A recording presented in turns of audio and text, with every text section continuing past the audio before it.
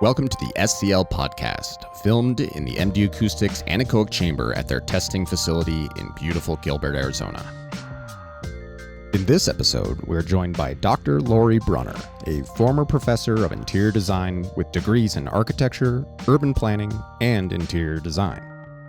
A lifelong artist and educator, Lori has spent over 15 years inspiring others to blend creativity with purpose, crafting spaces that bring joy, comfort, and meaning.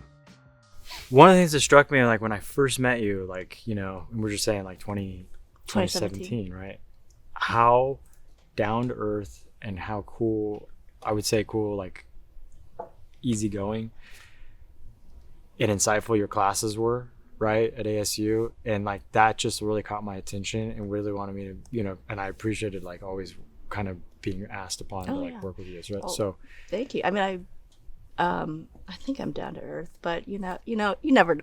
Like, how does one come off? But you got to be approachable, especially with students, right? Because they want to be comfortable enough to ask questions or to make those mistakes, or to I don't know what to do. Can you that kind of thing. So and I guess it's different for, I don't know, statistics classes. Sure. As I remember, I love those too. But there's a right answer, and there's in-class exams, and we're done with it. As opposed to like a studio project where, okay, there could be several ways to do it. There's not necessarily one right way to do it. But let's work through this, and then you can work through it again and again. and see. So did you always know, like when you were going to school and as a designer, architectural, right, like kind of all that background, that's what you really had a passion for and wanted to do? Because again, I mean, I never got to even ask you these questions when we were working, right? Because I was always there answering questions or whatever. But like, I remember I was super impressed, obviously, with the students and the caliber of student. But like, I felt like you really had a passion and have a passion for that. Yeah, I mean, I think I've always been interested in design, and as a high school student, I think it was like ninth grade maybe or something. I don't even remember, but I was like, I'm gonna be an architect, and so I'm gonna be an architect. All through like undergrad, it's like because I liked math, I liked art, and I thought, this is just a nice combination. Did I always want to be a professor? I did not think as an undergrad student, and even maybe my first, second master's, like, I want to be a professor. It wasn't until I finished, or was getting close to finishing, or maybe midway through the PhD, I was like, I just love research. I love to talk about research. I love to talk about design. And so that's where I thought, well, okay, maybe I should be a professor. Because at first, when I got my interior design master's, I'm like, I'm just going to get a master's and I'm going to go out and practice, because I just want to create things. But I also love to research things too. And so I had an interesting research problem that I started with the master's degree in interior design, and then kind of continued on and with that topic and did a PhD. So I just kind of like went where kind of my interest was, and then you put your head down and you really dig into and work and whatever and refine your skills. But I didn't have like a 10-year plan or a 5-year plan. Well, maybe a 5-year plan, but no. Yeah. That's awesome. That's really inspiring. I think, we get a lot of guests. So like part of our podcast, right, is we call it STEM or STEAM even now, right? Because like we got the arts kind of stuff, and we've had other architects in here. And obviously as consultants and engineering part of our company, we work with architects, right? And so we're always asked about the acoustic side of stuff, right? And the podcast isn't necessarily geared specifically. I mean, it has an acoustics because obviously we're in a chamber and this and that. But the architectural side is so important, and the acoustic side of that, right, is pretty critical. So I was excited that you were willing to be a guest on here because, you know, we have some history in terms of that. But like, you know, maybe you can kind of give us a little bit of background about, I don't know, being a professor, and then obviously where you're at today. Mm-hmm. And, you know, part of that is also entrepreneurship because we, you know, stepping in from one, you know, careers aren't always just linear, right? Like you kind of job around. So I would love to hear more of that story. I mean, I love, like, just as you're talking about entrepreneurship, your LinkedIn profile was like just so accurate. It's like you're a scientist and an entrepreneur. I'm like, that's a very good, succinct way to say it. So I would say, you know, I'm a designer, artist, and entrepreneur. But so I guess a little bit. What was your question? A little bit about me. Yeah, a little bit about you. Like, you know, obviously we're calling, I kind of started off with like, do you like to be called doctor, professor, right? But like now, I mean, look, for those that don't, and we're going to do we'll do a reel in about like a workup about your background and stuff. But really, you're a professor at ASU in the School of Architecture, right? Right. So yeah. So when I met you, Mike, I was a professor in interior design. It was actually interior design, interior architecture at Arizona State University, 2017. My first semester there, we invited you to the class because we had an acoustic project and problem, and you know, we like to invite the experts into the classroom so we can hear from them, and so the students can hear directly from.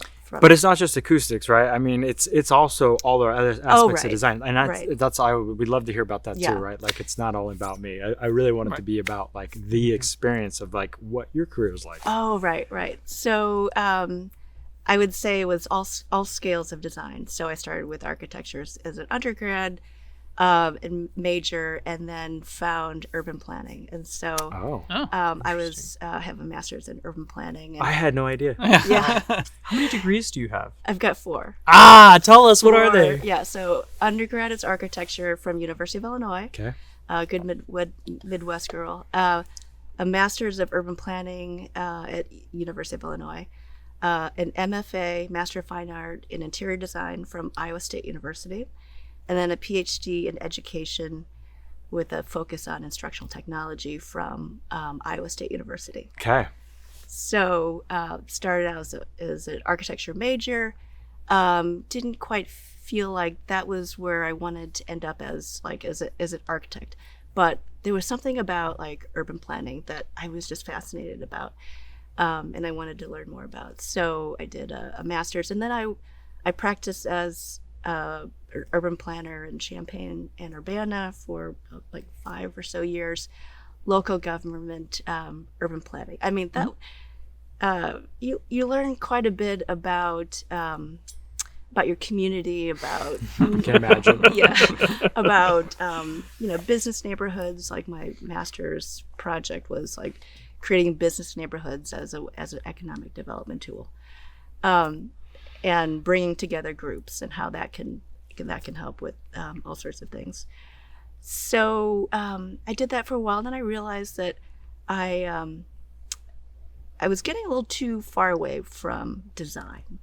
I remember going to a tax increment finance conference in Chicago. I was like around a lot of accountants. Like, okay, I need to get back into more centered with design. And I've always had this interest in interior design, but and I think, you know, I love to think about you know, the building, the spaces, but from the inside out, and whether it's the materials or it's the interaction between people and their environment, and how spaces can shape people, how it impacts people, and make a positive impact, but from an interior perspective.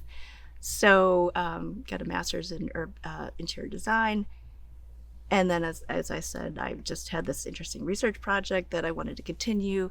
I took it was an educational psychology class, and I just loved it for some reason.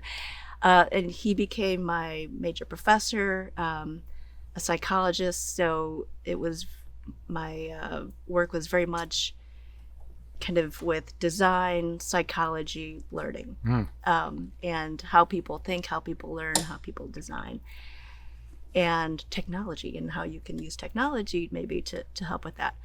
So I got a PhD, but I didn't want to stay in be my home base in education department at a university. I wanted to be back in design, so I can talk about design, teach design, and then also research about how people design or how people think.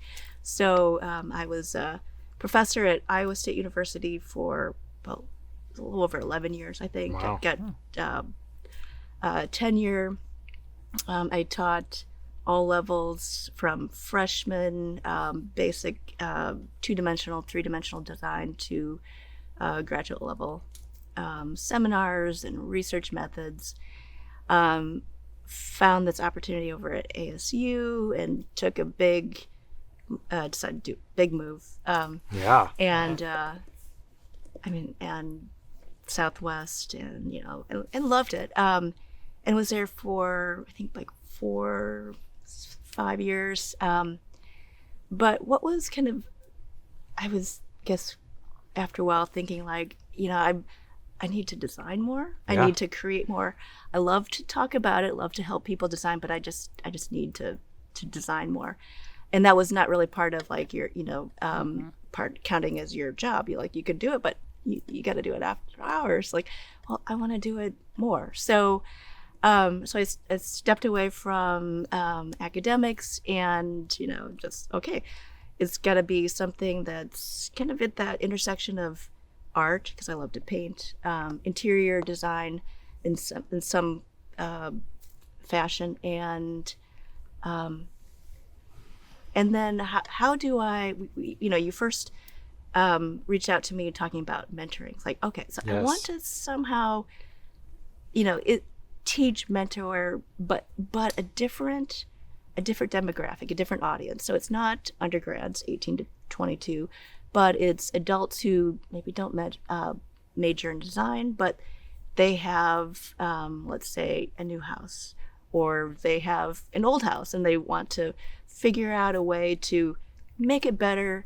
They're not ready to hire an interior designer and do a big interior design project. Love those interior design firms. I taught them, mentored them, but where people need maybe a little bit of suggestions or help or guidance, call it guidance. Sure. So that is, and it can be more immediate too. Sure. Right? And impactful. It's like, okay, if you can help someone be their own hero and create a space that they're going to be in 20 hours, not 24 hours a day necessarily, but a good amount of time. Yes. You want it to make them feel good and happy and comfortable, and give them those tools to do it. So my mentor audience is more of non-designers, or maybe not interior designers, but they're designers in other areas. Maybe they're graphic designers, but they appreciate design, but they just need maybe a little bit of help. So I'll offer different, and I want to keep it kind of short, maybe it's 45-minute, whether it's on Zoom or it's in person. Yeah. But we'll see. And maybe that time this is out, it will be kind of live. But so that was one thing, okay. Just kind of that teaching mentor thing, and then creating art, because I just wanted to do it for myself, but then also be able to share it.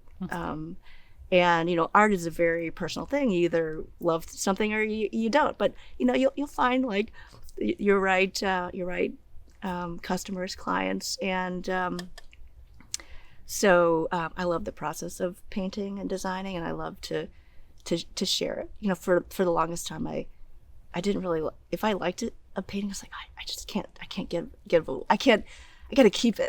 Yeah. I was like, no. Now it's time to share it. So that's awesome. Yeah.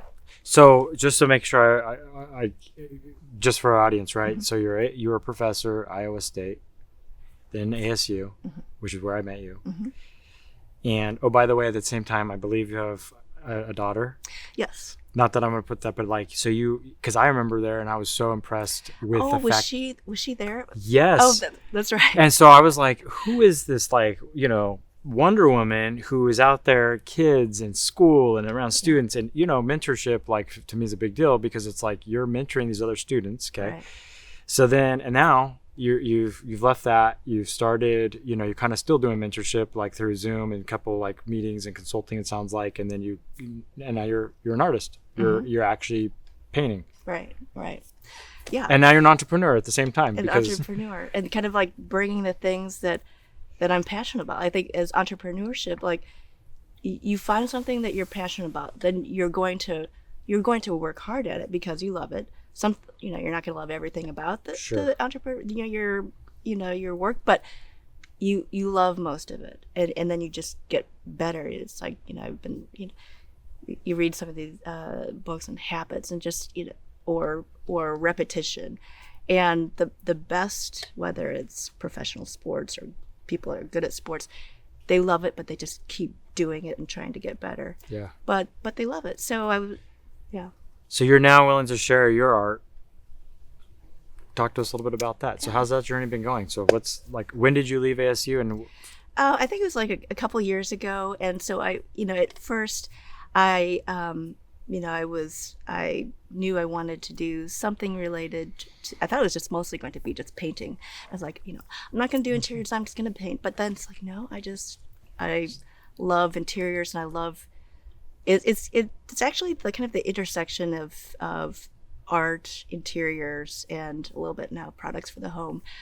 And so interiors where I'm very much thinking about maybe how art can impact your interiors, or how that can impact people's lives. And it doesn't have to necessarily be expensive art, but it can be. But think about like the placement and the scale, and how many you put up together can make a space initially feel chaotic and messy to, wow, this feels so like, whether it's luxurious or calming. Sure. It can just be so it sets the tone, it sets the mood. tone. Yeah. Like, I know from experience, like my wife is she's not an interior designer, but since we've been married, she's always been like, you have to have like a peaceful home, right? Like we're going to be here, right, raising a family or whatever, but you got to feel relaxed. And art has always been part of that equation for sure in our home, right? It does, like you said, doesn't have to be expensive or anything, but it's like one of those things like,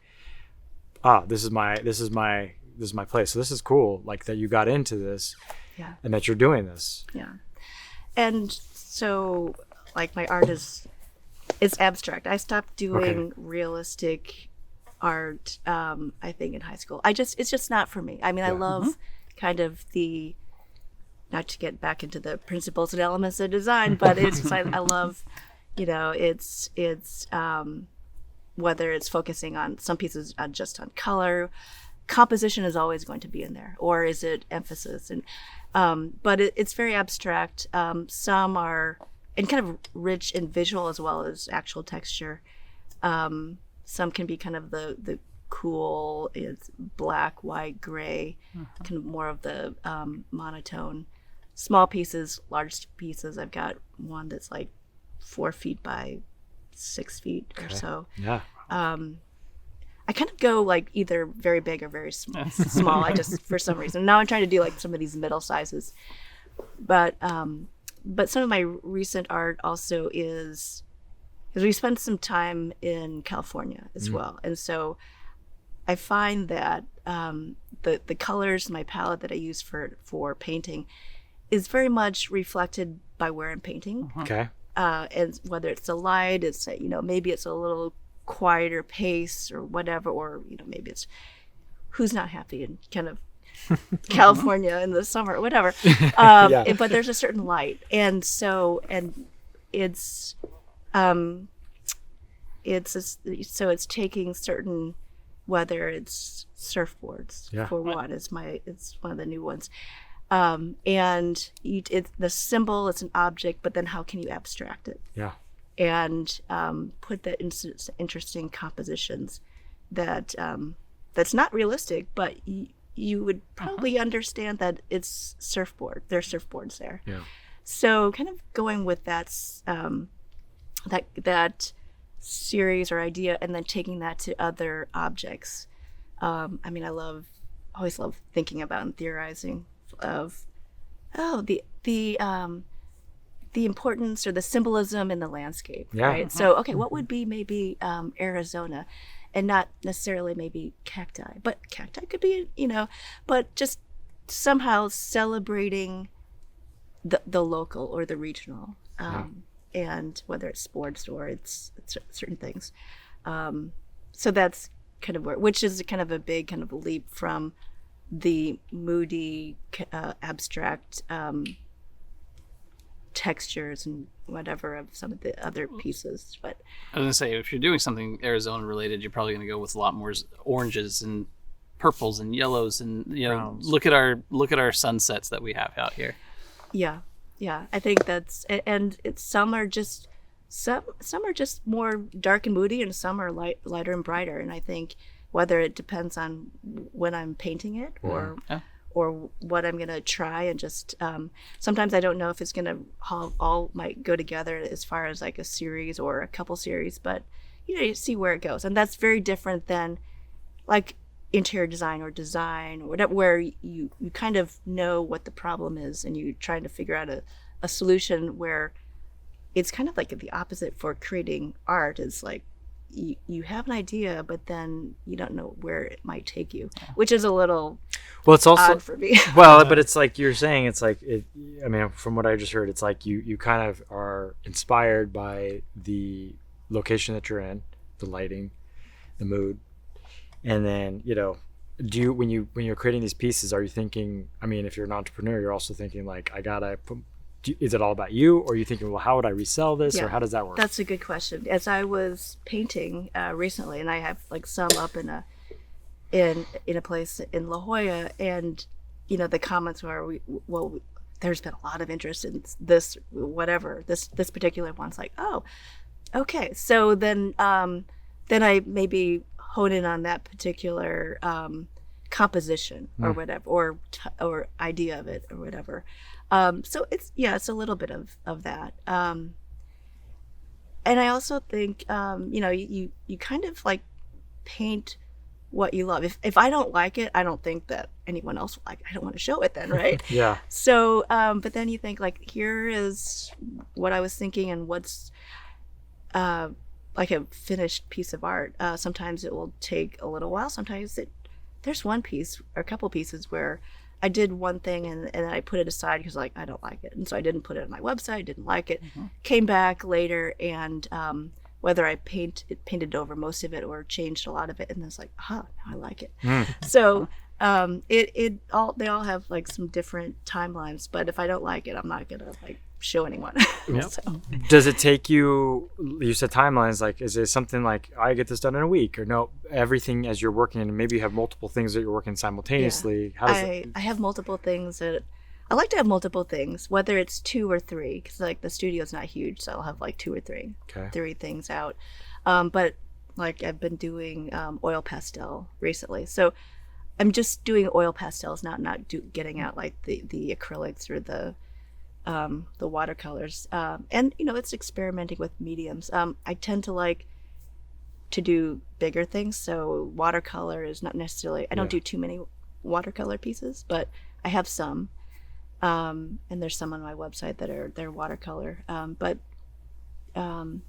so small pieces like 9 by 12 to, like I said, the big ones, and then like you had asked about like products, like, well, tell me about the products you have, like, well, and that's kind of like a smaller part of it, but it's kind of in relation to like the painting, whether it's the style of it or it's the aesthetic. It's like, I'd love some cloth napkins for the dining table, but can I create some? So then I come up with some cloth napkins and design that's like, I think some people might want an artful table. Yeah. Whether it's for the holidays or just There are definitely people like that, 100%. Yeah. So like, and then beach towels, because why not have some interesting beach towels? So I've got beach towels, and I don't have too many things. It's just a few things, because I don't want to do too many products before, you got to get your feet under you and Sure. walk and before you run and not trip. Yeah. Absolutely. So all. I would like to ask, I mean, kind of jumping back, because you went to school for design and architecture and things of that nature. What was it about design that made you want to dedicate that much time to pursue that? Yeah. Well, it does take some thought. There was, for a while when I was in urban planning, I thought, oh, I love this land use law land use law class. There's something about it that's just like, maybe I should be a lawyer. So like, then, I was like, no, I don't think I want to be. So, it's like, I love land use law topics, but like, no, I like a little bit of that. But you just find that whether it's like, what are you thinking about most of the time? What sometimes what keeps me up at night, or thinking about, or not keeps me up, but what am I just thinking about all the time, or like how I could help reimagine or different spaces, and then also finding some joy in life. Yeah. Right? Because as I've gotten older, it's like, okay, you can't enjoy it maybe all the time. That's kind of like, but I think you find your way, and whether it's taking classes in college or high school, or finding other informal mentors or formal mentors, or a friend that's this particular career. It's like, oh, I wonder what this is like. So you just kind of keep your eyes and ears open, and you just try it a little bit. But yeah, and so I stayed in design because there's always something interesting about design that I guess it just doesn't get boring to me. No, it's fun. I think what's cool about design, I personally, and I'm only responsible for the great designs, not the bad. No, I'm just kidding. No, that's what. But I would say this: like, it can change by season. It can change by year. Mm-hmm. Obviously, there's trends. You have your own, style. Mm-hmm. You can try to set a style or whatever. But what I just like design to me personally is just it sets that mood, right? And I just love I just think about, and this may be lame, or every 10 years something goes out of style. Like, I'm just thinking about remodeling a home, or you talk about like ASU teaching, and we've worked on tons of architectural projects. We got Samuel here, who's like our architectural group lead. He looks at literally big headquarters of big corporate, right? Yep. America. Yeah, I've done all sorts of commercial workplace design. Well, let me say it real quick, and then I was gonna say, like, he goes from that, and then you go back to like home, right? And then you're going through all that stuff, but it always changes over 10 years. Like, so even in your career, think about like where it was when you first started, and now the design trends where they're at, right? So like, I'm just saying, like, that's what I love about design. What were you gonna ask her? Well, kind of on that spectrum, are there design trends that you like or don't like, or that you've seen like didn't hold up well, or ones that you love to hate on? Wow, And why is it Tuscan Kitchens? Yeah, why is it Tuscan Kitchens? I guess is it still like 2008 or like ever? And I have this bias against just kind of like warm tan. I've just, or mauve, but warm tan, and like, anyway. But yeah, that is definitely, I think that's been out for quite a while. But there's a big, I think a lot of interior designers are asked, like, okay, can you help me get some of this Tuscan out? You're like, whether it's an overhaul or just what are like some of the easy wins I can, do with getting some of these terrible Tuscan things out. So yeah, hopefully that's long gone. But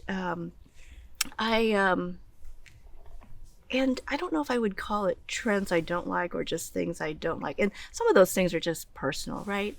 And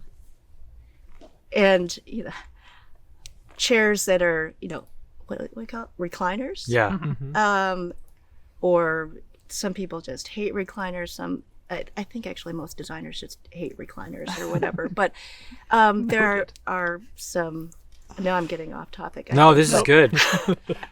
But there's like, oh, it doesn't look like a lounge chair. It's like, it kind of does, but it's okay. But you know what makes people comfortable, right? So you can still, try to have some beautiful design, but you want comfort too. So it's all a nice balance. We were talking about mid-century modern in the past, or modern classics, and I'm just kind of a big fan of those modern classics. So the lovely Eames chair, like that's my recliner.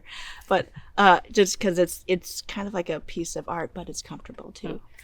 But small things that I read that like, oh, I've been doing it anyway. But mixed metals are like, oh, that's what everyone should have in, let's say, a kitchen or bathroom. It's like, well, I've been doing it anyway, but just because whether it's out of need, because like I'm not going to replace all of these brushed brass, but maybe I'll replace some. And I think it just adds a bit of, it's just some dimension to it anyway. So I think in general, we talked about like eclectic, right? So there's a lot of styles that I think you're bringing in several styles into a space that kind of feels lived in. It has some age to it, feels like it's been created over time, and maybe some have. Some people just want it to feel like that. But why has that kind of stood the test of time for a while is because it's easy to do, for one thing, because you don't have to like clear out everything and like, okay, I'm just going to have this style now. It's like, no, that's kind of impractical for everyone too. But you can bring in, if you're kind of tired of traditional, you can bring in a little bit of modern. It's like, oh, give a little facelift. Yeah. I like the idea of telling people like, okay, let's just give a little facelift to your space. Do some small things to see how you like it, get comfortable with it, and then do some other things. And sometimes it's bringing in, we talked about like vintage or something rough and old, or maybe it's something that's typically outside, like a interesting big stone fountain that you might use as a planter, but you bring that inside. So outside, inside things, and not get things all from the same place, because that's kind of hard. Even like as a company that has like different lines, just like not get everything from the same place. I knew one family that they were very happy, like, oh, I think we got all that furniture in one weekend. I was like, what? I don't know if I'd want to do that. But she was like, it's all done. It's like, oh, okay. But so eclectic, and adding things that maybe you had from, it's childhood that was in your parents' house or whatever, or things like that, I think is I don't know, call it a trend, but it's here for a while. The antique? And well, you The could, hand-me-down antique? well, they talk about brown furniture. I think brown furniture is coming back. The antique furniture. Got lots of it right now. Yeah, and I think I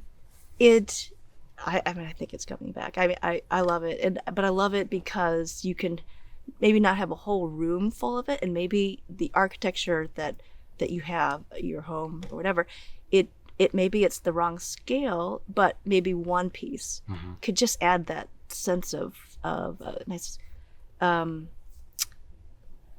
of an ageless place. I just need my wife not to hear you say any of this, because I've been getting after her about certain things, because we're kind of a mix of a lot of things as we've been redoing some, because somehow we ended up very farmhousey, and she's like, that's not her at all. So we have antique stuff, we have modern kind of stuff, we have some golds and some, depending on the room. And I kind of sometimes like, I feel like we're a little out of control here. And what you're saying is right in line with what she sees. And she has a history of being she went to school for fashion design. So she has this idea, and you guys are on the same page, and she's just going to prove me wrong. Well, and I was reading, or I heard, or somewhere it came into my immediate environment of, if you are like a fashion designer or graphic, whatever kind of design, you appreciate other design, whether you're an expert at it, but you appreciate it and you think about it. So you live with someone that's thinking about design. Oh, so all the time. That's good. It's all the time. So You mentioned like your website, right? So we're gonna give a plug for that. What is it?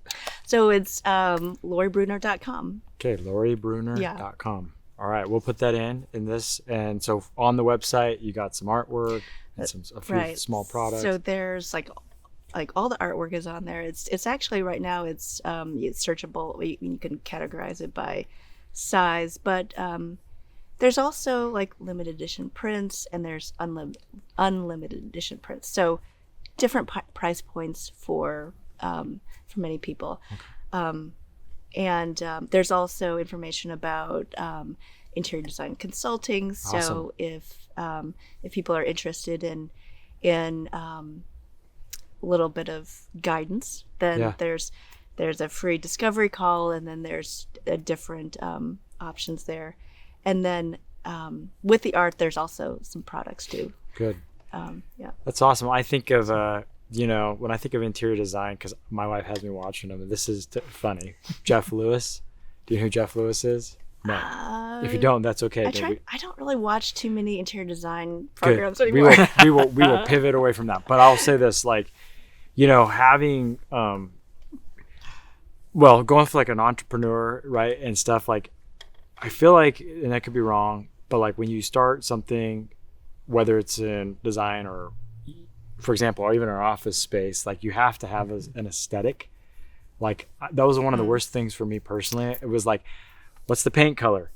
What's the this? What's the that? Right? And how do you what's the mood you're trying to set? And that's exactly why you're important. Well, and that's where the whole it's not like TV shows where it's like, okay, you go in a different room and then we're gonna surprise you. It's like that's not it. And that's one of the things where like the professors was like, we gotta get this out of our students' minds. Like, this is not interior design. Like, we want the best interior designers are the ones where, okay, let's have a conversation of it's okay if you don't know what you like or what you don't like. We'll show you whether it's mood boards or starting out with, okay, even if they can't even describe what they want, it was like, okay, well, let's just start with, what do you think of this or this, as far as like a whole, like maybe a room. What do you hate it? You like some of it? What is it about it? Okay, now let's just talk a little bit about mood. Okay, you want a certain mood, you want it to be comfortable, you want it to be more elevated. Okay, so elevated in what way? And it's just kind of slowly, it's an interview process of finding out, and it's a lot of times it's the clients finding out about like, oh yeah, I guess I do like this and this. I didn't really think about it. And so it's a facilitator guide helping them like, yes, this is what I want. It's cool. And that's often critical for acoustical design as well, because there are so many products out there, and a lot of them that are advertised as acoustic do very little as far as performance goes. And some of the best acoustic materials you never see. They're tucked up, and by design, it's the space sounds right, and you have no idea why. Yeah, that's exactly like good design, good acoustics. Like, you don't think about it. You can actually hear someone in a restaurant, and as opposed to like, it's just so loud, or it's a workplace. It's so loud that you can't work, or too quiet, you can't focus. Yeah, or you could hear other people. Like, oh, I don't want to hear that conversation, but whatever. But yeah, the best, and that's why I loved it when Mike came to the class and you just like showed the students all sorts of different, not only just products but strategies that, like the actual photos of implementation or actual real world. If you could go back, like if you were to tell somebody like your younger version of yourself or somebody in college, and give them some coaching advice, or like what would you say to yourself or to somebody that's like, hey, how do I get to this point in my career? You know what I mean? Oh, right. Well, that's okay, good question.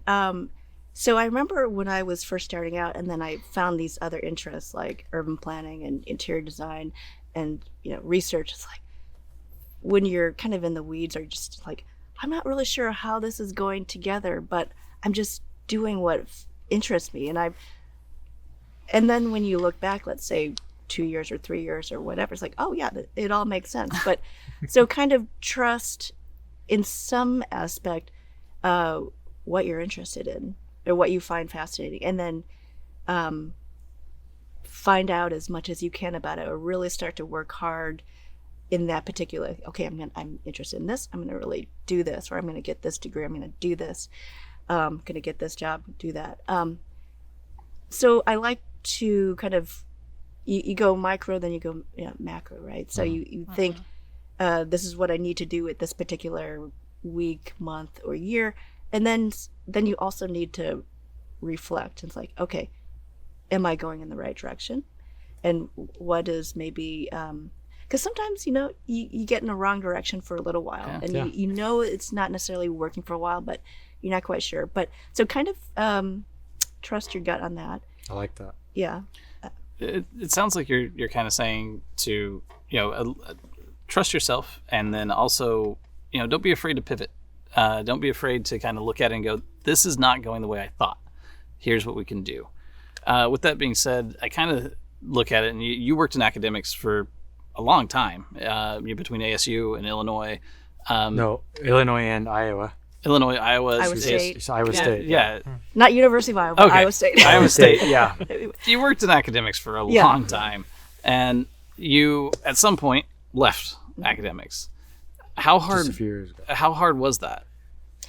I was thinking about it for a while. I just it was hard in a way, and then refreshing in a way.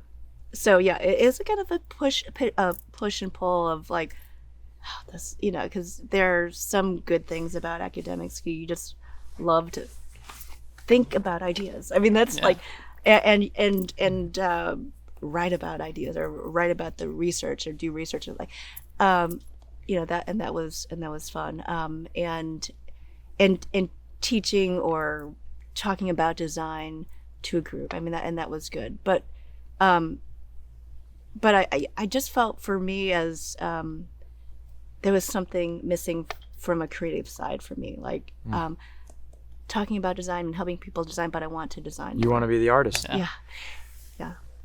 So that was, and after a while, then that was like kind of what did it. That was the motivator.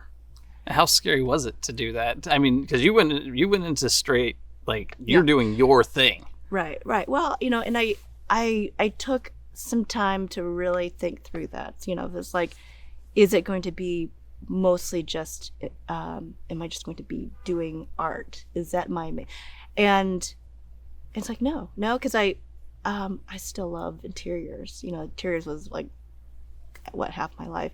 And there's a reason, because I think about it. I want to whether do it, help people do it. So then it's like, okay, so it's art, it's interiors, and craft out a business that you love to do, that you think can make an impact. Yeah. Like helping people be their hero, and guide them, and giving them just some tools. It's not like coming in and saying like, you're gonna have to spend this amount of money a month to do, like, no. What are maybe your top 3 priorities what you'd like to do? Like, okay, let me just give you some ideas, and you can run with it. How satisfying is that when you find that intersection of like, here's their budget, here's what they want, and then to see them like be truly like happy with it? I think that's from a buyer side too. It's like, I feel I would feel kind of not repulsed. That's a little strong, but I don't like it if someone's going to try to push too hard of like, you should really get this expensive thing. Like, well, I love it, but I don't want to do it, or I can't do it. It's like, so it's balancing that budget, but trying to get maybe create that feeling, that atmosphere that that particular person wants. And in the end, it's like you want to help people help themselves in a certain way, and so I can't help them with law because I'm not a lawyer. But I love to talk and about art and design and kind of share that spark, I guess. I mean, you find that when you talk about acoustics. You Oh, just yeah. love to yeah. talk Oh, about yeah. it, and I never knew how interesting it was until met you, and it's like, oh, this is important, and it can be all sorts of different ways that you can Apply it. apply it. Yeah. Do you think, I have one last question before we go, but like I was going to say, like for the entrepreneur in you, right? Because you went, now I guess would be, do you feel like a more sense of satisfaction now that you're an artist? And, do you feel, I mean, I'm sure you're still scared, like, is this going to sell, or how do you make money? Or because there's all that. It's always a little scary. It's like, it can be like to like, oh, someone likes it. It's like, and you can't wrap your identity. It's like, but it is satisfying when other people like, oh, I love this. Like, oh, great. Yeah. And art is it's so individual. It's like, well, just take a look. I don't know if you like it or not, but it's like, Sure. but yeah, I forgot your question. Sometimes I. Well, I'm just saying, no. So is that like, is it satisfying now that you are? Yeah. I. You've left one thing, but like you've taken the leap forward as an Right, entrepreneur. right. I say an entrepreneur, but like as an artist, Yeah. right? Well, an Kinda- entrepreneur in that, and when you say you were bootstrapping for 5 years, like, yeah, you're doing all sorts of, all parts of the company, like. Yesterday I was working on the website and trying to get the search opt. So SEO. Yeah, SEO better. It's like, and that can actually be fun for a while. It's like, okay, what are those keywords that I need to put in here, and rename things? And it can be a little tedious, but it's like, okay, I got to learn how to do this and do it, and So you jump from that and other things, and whether it's taking your own photos or Sure. splurging and having other people do it, which in the end it's probably better, but it's like, oh, I don't know if I can do it right now. But so it's balancing the resources of what you need to do and what you can have other people do. Yeah. But right now I suppose doing more of it myself, but But the bootstrapping. yeah. It's important. Yeah. It's how you get there. Well, we appreciate your time. Thank you so much. It's great to catch up.